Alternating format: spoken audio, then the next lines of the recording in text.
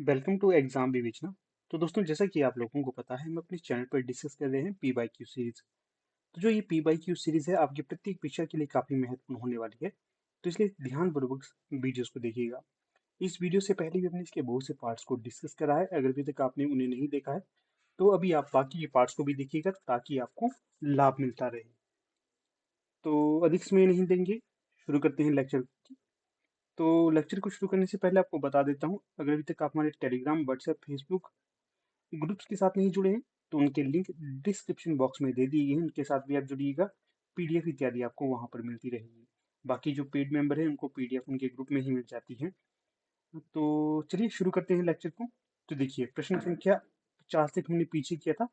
तो आज हम करेंगे प्रश्न संख्या 50 से आगे। तो पिछली वीडियो में मैंने आपसे प्रश्न पूछा था, डेमी ऑफिशियल लेटर का हिंदीकृत रूप क्या है। तो सही जो विकल्प हो जाएगा 51 में, तो वो हो जाएगा आपका विकल्प डी। अर्धशासकीय पत्र को कहा जाता है डेमी ऑफिशियल लेटर। विकल्प डी यहाँ सही हो जाएगा। ठीक। अगला प्रश्न है 52। प्रत्यय लगाए जाते हैं। मैंने बार बार जोर देकर कहा है कि प्रत्यय कहाँ पर लगाए जाते हैं। तो प्रत्यय आपके लगाए जाते हैं पीछे, किसी भी शब्द के अंत में प्रत्यय लगाए जाते हैं। अगर पूछा जाएगा शब्द के आदि में क्या लगाया जाता है, तो वो उपसर्ग लगाया जाता है। तो यहाँ पर 52 का सही विकल्प हो जाएगा सी। प्रत्यय और उपसर्ग वाली वीडियो मैंने आपको प्रोवाइड करवाई थी, अगर देखिए तो आपको पता ही होगा ये सारा कुछ। अगला है 53। विराम या विश्राम को छंद में क्या कहते हैं। विराम या विश्राम को छंद में क्या कहा जाता है, वो यहाँ पर बताना है। तो विराम या विश्राम को छंद में कहा जाता है, क्या कहा जाता है, यति। तो 53 में जो सही विकल्प हो जाएगा तो वो होगा यति कहा जाता है, ध्यान रखना यति। अगला प्रश्न है 54। शब्द एवं अर्थ के परस्पर संबंध को अभिधा कहते हैं। किसका कथन है, पहले ध्यान रखना है प्रस्तुत कथन किसका है कि शब्द एवं अर्थ के परस्पर संबंध को क्या कहा जाता है। शब्द और अर्थ के परस्पर संबंध को अभिधा कहते हैं। किसने कहा है ये कथन। तो सही जो विकल्प हो जाएगा 54 का ए। पंडित राज जगन्नाथ के द्वारा ये कथन कहा गया था। आपको भी याद रखना है, क्योंकि तथ्य पूछे जाते हैं कि शब्द एवं अर्थ के परस्पर संबंध को क्या कहा जाता है, अभिधा। अगला प्रश्न देखिए 55। जो सुन पड़े तो शब्द है, समूजी पड़े सो अर्थ। जो सुन पड़े तो शब्द है, समूजी पड़े तो अर्थ। किसने कहा ये। तो सही जो विकल्प हो जाएगा तो वो हो जाएगा आपका चिंतामणि के द्वारा ये पंक्ति कही गई थी कि जो सुन पड़े तो वो शब्द है, जो समझे पड़े तो वो अर्थ। गहरी पंक्ति है, अगर आप इसको ध्यान से समझते हो कि जो शब्द आपको सुनाई दे रहे हैं तो वो शब्द है। अगर आप उन शब्दों को समझेंगे तो अर्थ पता चलेगा आपको, ये कहने का तात्पर्य है। यहाँ पर मतीराम, केशवदास चिंतामणि, बिहारी लाल ये सारे के सारे रीतिकालीन कवि हैं। मतीराम चिंतामणि, केशवदास ये तो रीतिबद्ध परंपरा से हैं, और बिहारी लाल ये रीति सिद्ध परंपरा से है। जो केशवदास और चिंतामणि में एक जंग छिड़ती है, कौन सी की रीति काल के प्रवर्तक के तौर पर कौन सर्वमान्य मत से सम्मानित है। तो जो केशवदास है ये सर्वमान्य मत से सम्मानित है कि केशवदास रीतिकाल के प्रवर्तक हैं। परंतु जो आचार्य रामचंद्र शुक्ल हैं वो मानते हैं कि केशवदास तो फुटकर कवियों के अंतर्गत आते हैं, परंतु जो चिंतामणि है ये आपके रीतिकाल के प्रवर्तक हैं। केशवदास को आचार्य जो अपने नगेंद्र हैं, ये भी केशव रीतिकाल का प्रवर्तक स्वीकार करते हैं। सर्वमत केशवदास की तरफ ही है। इनकी जो रामचंद्रिका, ये काफी चर्चित रचना है रामचंद्रिका। रसिक प्रिया। अगला है भ्रमर गीत किसकी प्रसिद्ध कविता है। तो जो भ्रमर गीत है ये किसकी प्रसिद्ध कविता हो जाएगी, तो ये हो जाएगी सूरदास की। किसकी, सूरदास की। विकल्प ए यहाँ पर सही हो जाएगा। सूरदास कृत है भ्रमर गीत। ठीक है ना। और जो सूरदास ने भ्रमर गीत को ब्रज भाषा में लिखा था। इसी के साथ और तथ्य बता देता हूँ, सूर सागर, सूर शरावली, साहित्य लहरी, ये सारी की सारी सूरदास कृत है। अगला प्रश्न है 57। अभिज्ञ अनभिज्ञ शब्द युगम के सही अर्थ का चयन कीजिए। यहाँ पर शब्द है अभिज्ञ और अनभिज्ञ। इन इन जो शब्द युगों का है इनका सही अर्थ यहाँ पर बताना है। तो जो सही विकल्प हो जाएगा 57 में, तो वो हो जाएगा आपका जानकार और अनजान। जैसे अभिज्ञ का होगा जानकार, अनभिज्ञ का होगा अनजान। विकल्प बी सही होगा। अगला प्रश्न है 58। आज्ञ और अज्ञ शब्द युगों के सही अर्थभेद को बताना है। आद्य और अज्ञ। तो सही जो विकल्प हो जाएगा 58 में, तो वो कौन सा होगा? तो वो हो जाएगा 58 का आपका आज्ञे का होता है पहला और अज्ञे का होता है आज। विकल्प बी सही। अगला प्रश्न देखिए 59। हिंदी भाषा में कौन सी ध्वनियां हैं जो स्वतंत्र रूप से बोली या लिखी जाती हैं? हिंदी भाषा में कौन सी ध्वनियां हैं जो स्वतंत्र रूप से बोली या लिखी जाती हैं? स्वर, व्यंजन, वर्ण या अक्षर? आपको जोर देकर कहता हूं कि जो हिंदी भाषा में ध्वनियां ऐसी हैं जो स्वतंत्र रूप से बोली जाती हैं, उन्हें कहा जाता है स्वर। स्वर को उच्चारित करने में किसी प्रकार की कोई अन्य सहायता की आवश्यकता नहीं होती है, परंतु अगर व्यंजनों को उच्चारित करना हो तो हमें स्वरों की सहायता लेनी पड़ती है, ये ध्यान रखना है। स्वरों की संख्या कितनी है? 11 स्वर है। व्यंजन कितने हैं? 33। वर्ण कितने हैं? 52। ये आपने सारे तथ्य याद रखने हैं, डायरेक्ट इनडायरेक्ट आपसे ये प्रश्न पूछे जाते हैं, इसलिए जोर देकर कहता हूं। तो 59 का सही विकल्प हो जाएगा ए। अगला है 60। देखिए, दोबारा से जोर देकर कहूंगा, अगर आपकी अच्छे से तैयारी नहीं हुई है, जो मैंने ये सीरीज चलाई है इसको ढंग से देखिएगा। एलटी टेट की परीक्षा को क्रैक करने में काफी महत्वपूर्ण ये सीरीज आपके लिए होगी।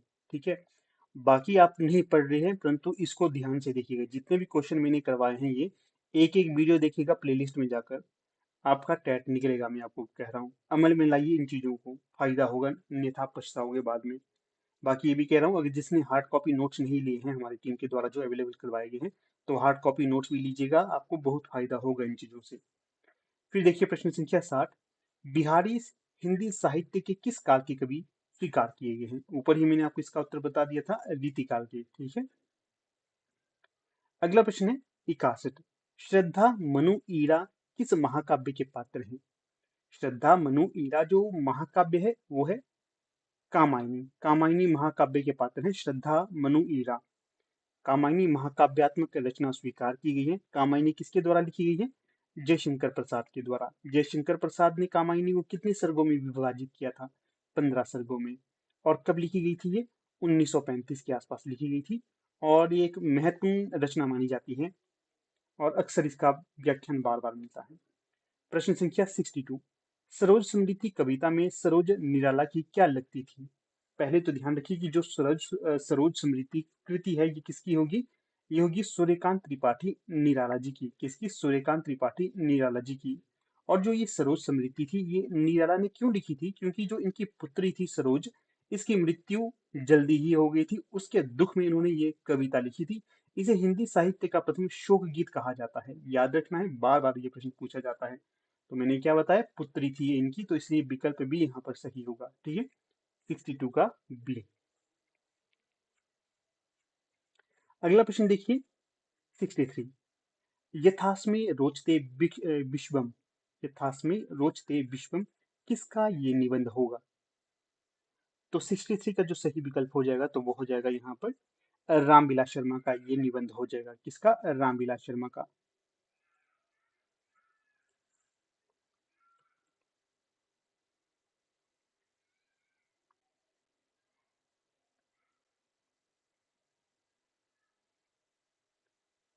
एक सेकेंड, आप थोड़ा सा वेट करिए।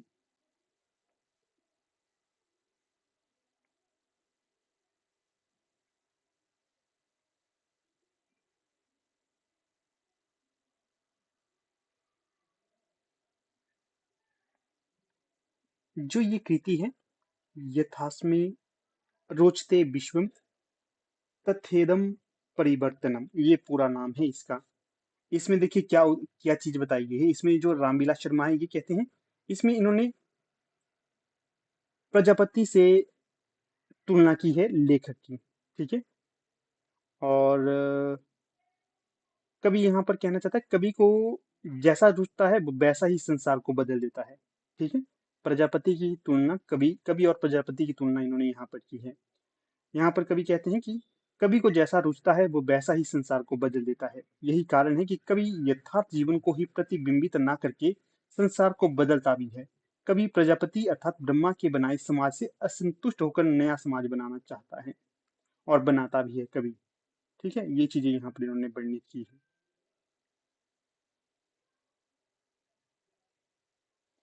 याद रखिएगा, इसका जो तथ्य वैसे बताने की तो आवश्यकता नहीं थी, मैंने बता दिया। कभी आपसे भविष्य में पूछा जाएगा तो आप कर सकते हैं सही। अगला प्रश्न है 64, इसमें पूछा गया है कवि भूषण का असली नाम क्या था। तो जो भूषण है, मैंने बार बार कहा है कि जो भूषण है ये रीतिकाल के अंतर्गत वीर रचनाएं करते थे। ठीक है, तो जो कवि भूषण का वास्तविक नाम था तो वो हो जाएगा यहाँ पर घनश्याम। 64 का जो सही विकल्प हो जाएगा तो वो हो जाएगा घनश्याम, विकल्प बी। भाषा की लघुतम इकाई कौन सी है। तो जो भाषा की लघुतम इकाई स्वीकार की जाती है तो वो होगा वर्ण। वर्ण भाषा की लघुतम इकाई है। मानक हिंदी वर्णमाला के अनुसार स्वरों की संख्या कितनी है, मैंने अभी ऊपर आपको बताया था ना। तो आशा करूंगा सभी इसका सही उत्तर देंगे, मैं नहीं दूंगा इसका उत्तर। देवनागरी संख्यावाची चिन्ह है। देवनागरी लिपि में संख्यावाची चिन्ह कौन सा है, आपको बता दूं। जो हम हिंदी में या फिर वर्तमान समय में हिंदी में लिखने के लिए प्रयोग आते हैं ना शब्द, जैसे उदाहरण के लिए 1, 2, 3, 4, 5, ये जो शब्द हम प्रयोग लाते हैं ये किसके हैं, ये सारे हैं रोमन लिपि से प्रभावित। किससे, रोमन लिपि से प्रभावित।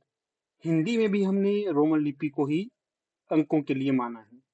ठीक है, और जो सेम देवनागरी लिपि के शब्द हैं संख्या के, तो वो कौन से हैं। तो दिए गए विकल्प में, ये दिए गए प्रश्न में ये पूछा गया है। तो यहाँ पर जो देखिए विकल्प ए है, 0। 0 वैसे तो सर्वमत के तौर पर भी इंगित है, परंतु देवनागरी लिपि में भी इसे स्वीकार किया जाता है, क्योंकि हिंदी में एक को ऐसे लिखा जाता है कुछ इस प्रकार से, एक। दो कुछ इस प्रकार से लिखा जाता है, दो। तीन इस प्रकार से लिखा जाता है, तीन। चार ऐसे लिखा जाता है, चार। ठीक है, ये ध्यान रखना है आपने। तो देवनागरी लिपि में जो संख्यावाचक चिन्ह है तो वो विकल्प ए हो जाएगा। तभी बार बार जोर देकर कहता हूँ कि वीडियो देखा करो, आपको कई तथ्य में एक्स्ट्रा बता देता हूँ।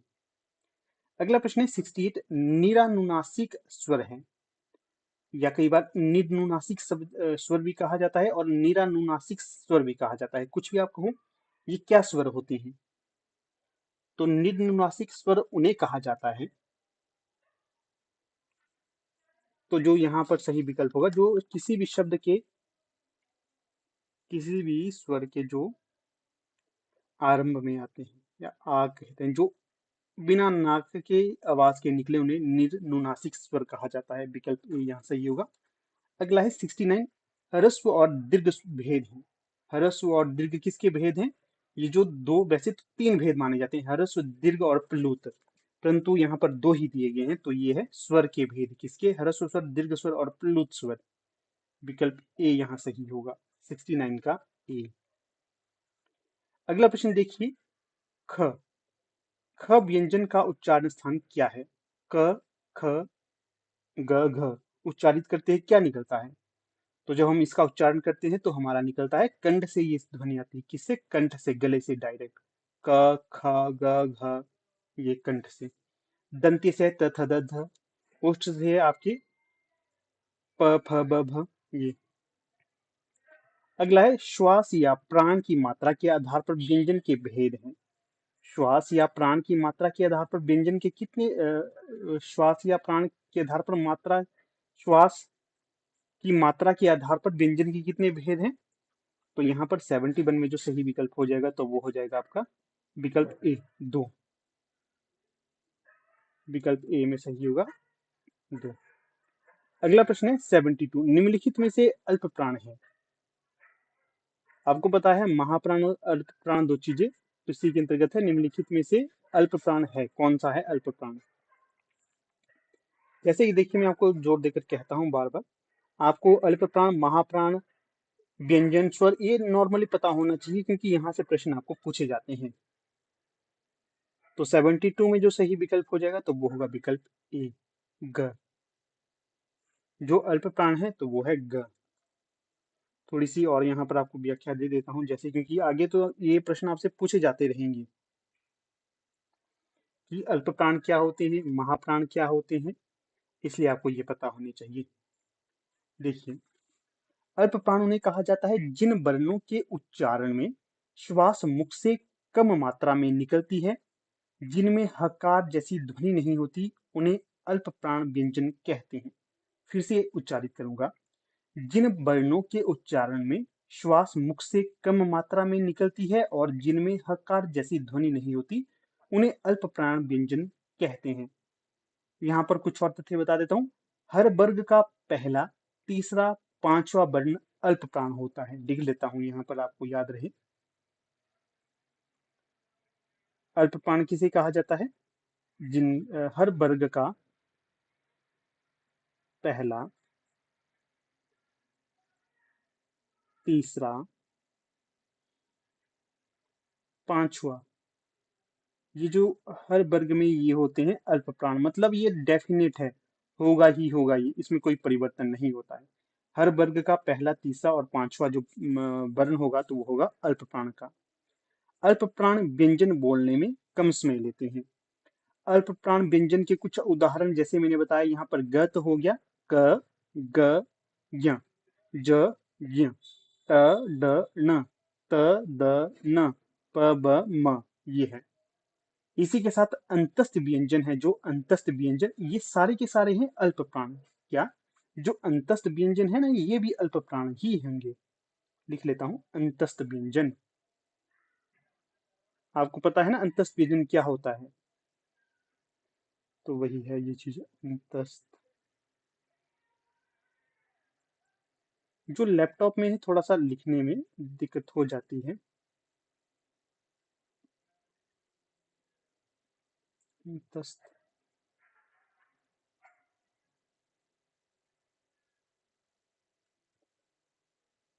अंतस्थ जो भी है, अंतस्थ लिख लिया मैंने, अब आपको याद हो जाएगा ये।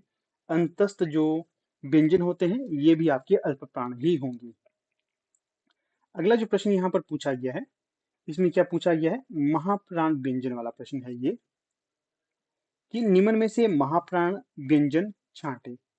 तो जो दिए गए विकल्प में सही हो जाएगा 73 का, तो वो कौन सा होगा? तो वो हो जाएगा विकल्प ए। जो ठ है, अल्प प्राण बता दी मैंने, पहला, तीसरा और पांचवा। और जो महाप्राण होंगे ये कौन कौन से हैं? हर वर्ग का दूसरा और चौथा जो वर्ण होगा, दूसरा और चौथा, वो होगा महाप्राण। ट, ठ, दूसरा है ना ठ, तो थ होगा ही होगा। क, च, ज, ये पहले और तीसरे हैं, इसलिए ये नहीं होंगे। तो यहाँ पर भी आपको थोड़ी सी व्याख्या बता देता हूँ, क्योंकि पूछी जा सकती है परीक्षा में आपको ये। व्याकरण के मुताबिक जिन वर्णों के उच्चारण में ज्यादा प्राणवायु का इस्तेमाल करना पड़ता है, उन्हें महाप्राण वर्ण कहते हैं। इन वर्णों के उच्चारण में मुंह से ज्यादा हवा निकलती है। क्या होती है? ज्यादा हवा निकलती है। हिंदी में क वर्ग के दूसरे और चौथे वर्ण, ब वर्ग के दूसरे और चौथे वर्ण, च वर्ग के दूसरे और चौथे वर्ण, त वर्ग के दूसरे और चौथे वर्ण, प वर्ग के दूसरे और चौथे वर्ण, श, स, श और ह, ये महाप्राण होंगे। और यहाँ से ये भी आपको बता देता हूँ, दूसरा और चौथा हर वर्ग का होगा ही होगा। साथ में जो उष्म व्यंजन भी कहे जाते हैं ये, श, श के बाद क्या आएगा आपका? पेट फटा श।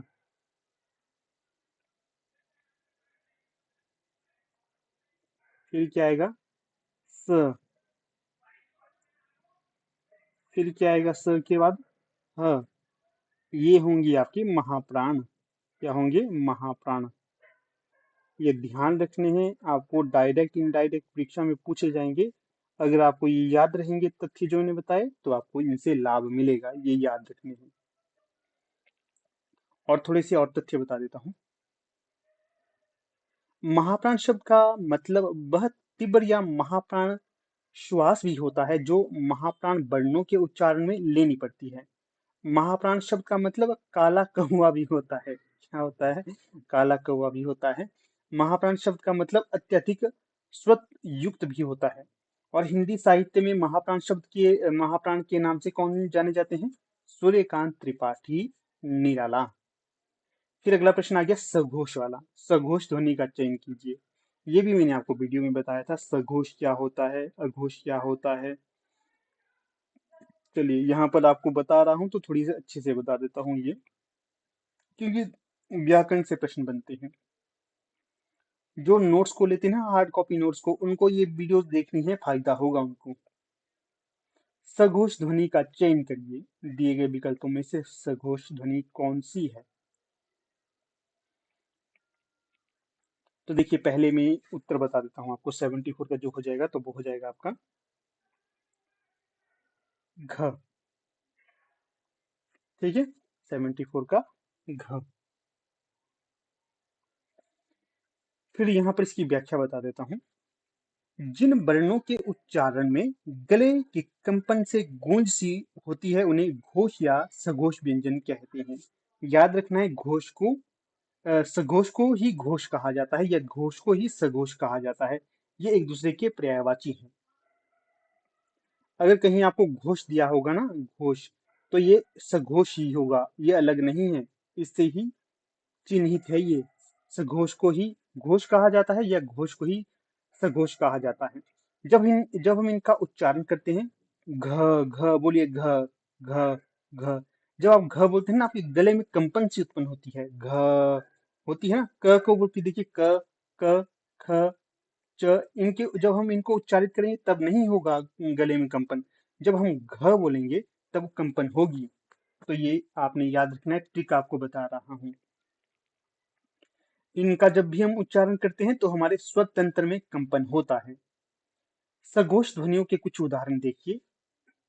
ग घ, ग घ, ज झ, ट ठ, ड ध, त द ब, ये हैं आपके सघोष। फिर देखिए, देवनागरी लिपि के हर तीसरे नियमित वर्ग में पहले दो वर्ण अघोष और उनके बाद तीसरा, चौथा, पांचवा वर्ण सघोष होगा। कौन से होंगे ये सघोष या घोष वाले? तीसरा,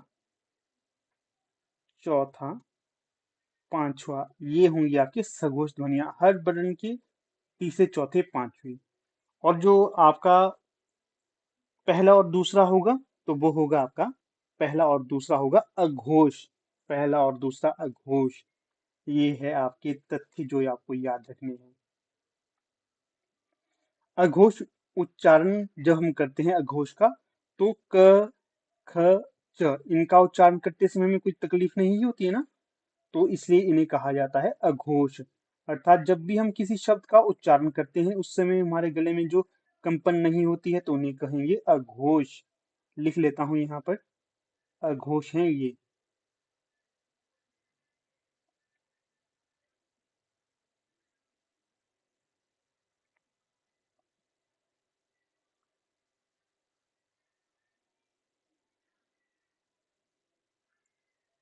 अघोष। ठीक है, ये तथ्य हो गया आपको जो बताने थे। अगला प्रश्न देखिए, 75। तुम्हें क्या चाहिए वाक्य में रेखांकित क्या का संबंध है? तुम्हें क्या चाहिए, जो वाक्य है इसमें जो क्या का संबंध किससे होगा? तो सही जो विकल्प हो जाएगा 74 में, तो वो कौन सा होगा? तो वो हो जाएगा आपका विकल्प बलाघात। इसमें हमें बलाघात का प्रयोग करना पड़ रहा है। क्या में तुम्हें क्या चाहिए, 75 में ए होगा। जिस शब्द में हम अधिक बल देते हैं तो उसे कहा जाता है बलाघात। अगला है 76। वह घर से चला ही जाएगा। वह घर से चला ही जाएगा, वाक्य में बलाघात क्या है? जैसे ऊपर था तुम्हें क्या चाहिए, तो क्या में था बलाघात। अगर हम यहाँ पर कहें वह घर से चला ही जाएगा, तो इसमें क्या है बलाघात? ही है इसमें बलाघात। क्यों? वह घर से चला ही जाएगा, इसलिए 76 का जो सही विकल्प होगा तो वो होगा डी। शुद्ध वर्तनी कौन सी है? उज्ज्वल किस प्रकार से लिखा जाता है? एक बार मैंने कक्षा में भी बच्चों से पूछा था कि उज्ज्वल कैसे लिखा जाता है, तो बच्चों ने इसका बहुत गलत उत्तर दिया था। एमए की बात कर रहा हूँ, एमए के बच्चों से पूछा था। तो देखिए, अगर हम अपना बेस ही सही नहीं बनाएंगे तो हम जितना भी ऊपर चले जाएं वहां पर भी हम गलत वर्तनी का प्रयोग कर सकते हैं। तो जो उज्ज्वल कहा जाता है ये विकल्प ए के अनुसार सही होगा, ए नहीं सी के अनुसार। ओ, दो आधे ज और बल, उज्ज्वल। 77 का सही विकल्प होगा यहाँ सी। शुद्ध वर्तनी कौन सी है अभिष्ट में? अभिष्ट बताइए कैसे लिखी जाती है ये? 78। तो जो अभीष्ट है ये लिखा जाता है विकल्प बी के अनुसार, विकल्प बी। अगला है 79, निम्न में से पनघट का कौन सा संधि विच्छेद सही है? पनघट का कौन सा संधि विच्छेद सही होगा? पनघट का, तो 79 में सही जो विकल्प हो जाएगा तो वो हो जाएगा आपका पानी धन घाट, पानी धन घाट। 79 में ये होगा सही। अगला प्रश्न है 80, निम्न में से अत्यधिक का कौन सा संधि विच्छेद सही है? अत्यधिक नहीं होता है, अत्यधिक होता है, ये शुद्ध वर्तनी भी है। तो 80 में जो सही विकल्प हो जाएगा तो वो होगा विकल्प ए, अति धन अधिक, अति धन अधिक, विकल्प ए सही है यहाँ। अगला प्रश्न है 81, निम्नलिखित में से इक्षु शब्द है। इक्षु शब्द क्या होगा दिए गए विकल्पों में से? इक्षु शब्द का अर्थ होता है ईख, ईख या जिसे हम क्या कहते हैं गन्ना, उसे कहते हैं इक्षु। जब हम इक्षु का उच्चारण करते हैं तो इससे हमें क्या पता चलता है? ये है संस्कृत का शब्द। ईख कहेंगे इससे, ईख होगा तद्भव और गन्ना होगा देशज। अगला प्रश्न देखिए 82, निम्नलिखित में से लोटा शब्द है। तो लोटा शब्द कैसा होता है? लोटा शब्द खिड़की शब्द ये होता है आपका देशज शब्द, अर्थात देशज से, देशों के भाषाओं से निकले हुए शब्द। वैसे इनके निकलने की कोई भी हमें संभावना नहीं दिखाई देती है, पूरा पता नहीं चलता है, तो इसलिए हम इन्हें देशज शब्द कहते हैं। अगला है 83, निम्न में से चांद शब्द है। बताइएगा जो चांद शब्द है ये कैसा शब्द होगा 83 में? तो 83 में जो सही विकल्प हो जाएगा तो वो हो जाएगा तद्भव। जो चांद है ये तद्भव शब्द होगा। तत्सम शब्द क्या है चांद का? चंद्र। क्या है? तत्सम चंद्र। अगला है 84, निम्न में से अखबार शब्द का संबंध है। तो जो अखबार शब्द है ये कैसा होगा? तत्सम तद्भव देशज विदेशज। जो 84 का सही विकल्प हो जाएगा, 84 में सही विकल्प हो जाएगा विदेशज शब्द है अखबार। आपको ये भी बता देता हूँ, विदेशज, विदेशज तो है परंतु किस भाषा का है?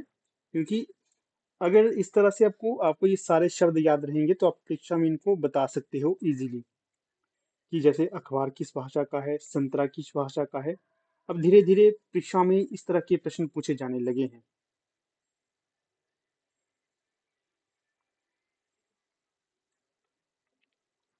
एक प्रश्न यहाँ से भी आपसे पूछ लेता हूँ, जो हिंदी का प्रथम अखबार किसे कहा जाता है? सोच समझ के बताइए, क्योंकि बार बार मैंने आपको ये प्रश्न बताया है बार बार। तो विदेशी तो ये है ही है, साथ में किस भाषा का है ये? अरबी भाषा का है ये। लिख लेता हूँ यहाँ पर अरबी भाषा का। अरबी खाने वाली सब्जी होती है एक, अरबी वो नहीं है ये। जैसे कंट्री देश है जो जो हमारी कंट्री मतलब जो, जैसे हमारे हो गए ये कतर, और उसके बाद यमन, और टर्की, टर्की में भी हाँ बोली जाती है कई जगह अरबी। फिर हमारा जो अपना ये जो गल्फ कंट्री है यहाँ पर बोली जाती है जो अरबी इत्यादि। ठीक है, और कौन सी कंट्री हो गई? कतर, यमन, और दो चार कंट्रियां और है जहाँ पर ये शब्द प्रयोग किए जाते हैं, इस समय मुझे याद नहीं आ रहे हैं।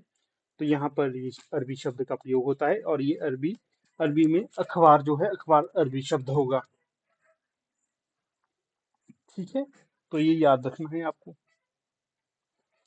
फिर अगला प्रश्न है, संतरा शब्द किससे संबंधित होगा? किस भाषा से संबंधित है संतरा? संतरे तो आप लोग बहुत खाते हैं, ये भी आपको ध्यान रखना है किस भाषा का होगा ये। तो 84 में जो सही विकल्प हो जाएगा तो वो हो जाएगा आपका विकल्प विदेश। 85 में जो सही होगा पुर्तगाली है ये संतरा, पुर्तगाली, विकल्प बी। निम्न में से कौन सा संकर शब्द है? संकर से क्या तात्पर्य होता है? जब दो भाषाओं के मेल से एक शब्द का निर्माण हो उसे संकर शब्द कहा जाता है। उदाहरण के लिए पानदान, पानदान। यहाँ पर दो भाषाओं का प्रयोग हो रहा है, इसलिए संकर शब्द होगा। अगला है 87, निम्न में से चारपाई शब्द है, तो बताइएगा जो चारपाई शब्द है ये कैसा है, यौगिक है, योग रूढ़ है, संकर है या कोई नहीं। तो 87 में जो सही विकल्प हो जाएगा तो वो हो जाएगा आपका विकल्प योग रूढ़। चारपाई है योग रूढ़ शब्द, अर्थात ये एक तरह से रूढ़ हो गए हैं, इनमें कोई बदलाव नहीं लाया जा सकता। चारपाई है तो चारपाई ही है, इसमें कोई बदलाव नहीं होगा। फिर विकारी शब्द का चयन करें, निम्न में से विकारी शब्द कौन सा है। तो 88 में जो सही विकल्प हो जाएगा तो वो हो जाएगा विकल्प ए। विकारी शब्द जिनमें हम विकार उत्पन्न कर सकते हैं संज्ञा सर्वनाम इत्यादि के आधार पर, मैं मेरा, यह विकारी शब्द। आज और यहाँ ये अविकारी शब्द हैं। ठीक है, देखिए अगला प्रश्न है अभिकारी वाला ही, निम्न में से अभिकारी शब्द का चयन करें। अभिकारी शब्द क्या होता है, जिनमें कोई विकार उत्पन्न नहीं कर सकते संज्ञा सर्वनाम विशेषण के आधार पर। जैसे अच्छा अच्छी ये विकारी है, लड़का लड़के विकारी है, जाना गया ये भी विकारी है, परंतु यहाँ ये अभिकारी है क्योंकि इस शब्द में हम कोई भी विकार उत्पन्न नहीं कर सकते हैं। अगला प्रश्न है 90, अर्थ के आधार पर शब्द के भेद हैं। तो 90 में जो सही विकल्प हो जाएगा तो वो होगा विकल्प ए। अर्थ के आधार पर शब्द के हैं चार भेद, विकल्प ए सही होगा यहाँ।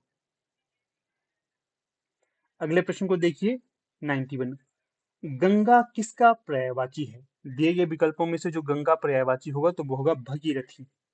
भगीरथी का पर्यायवाची है गंगा मैया। गंगा मैया कहाँ पर अपना मतलब किस खाड़ी में जाकर गिरती हैं ये बताइएगा। जीके के प्रश्न आप पढ़ते ही है ना, तो बताइए। 92, अथ का विलोम शब्द है, अथ का क्या होगा। अथ, तो 92 में जो सही विकल्प हो जाएगा तो वो होगा अथ का इति। अथ का इति विलोम। आर्द्र का विलोम शब्द क्या है, आर्द्र का, तो जो आर्द्र का सही विकल्प हो जाएगा तो वो हो जाएगा आपका शुष्क। आर्द्र का मतलब होता है नमी वाला और शुष्क होता है ड्राई। ठीक है, निम्न में से अनेकार्थक शब्द है, तो आपने इस तरह जैसे विलोम शब्द हो गए, अनेकार्थक हो गए, पर्यायवाची हो गए, ये शब्द भी पढ़ने हैं आपको, आते हैं ये परीक्षा में।